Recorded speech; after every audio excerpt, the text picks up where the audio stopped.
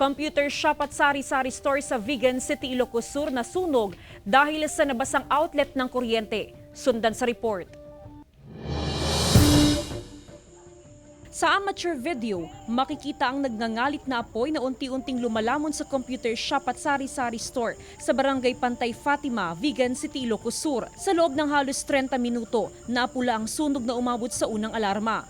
Wala namang nasaktan sa sunog, pero labis ang panghihinayang ng may-ari sa kanilang mga ipinundar na kagamitan na siya rin nilang pinagkakakitaan. Mga paninda namin, mga pang sari-sari store, tsaka yung units namin sa computer shop. Matindi na nung pumunta kami doon kasi malaki na yung volume ng sunog. Nasa humigit kumulang 1 milyong piso ang halaga ng natupok ng apoy. Ayon sa may-ari, maaaring napasukan ng tubig ang outlet dahil sa malakas na pag-ulan. Yung sa mismong dingding na convenience outlet ng CCTV ay may naglilik doon sa tuloy-tuloy na pag-ulan. Panawagan ng otoridad, ugaliing i-check at takpan ng mga saksakan at iwasang mabasa ito ngayong panahon ng tag-ulan.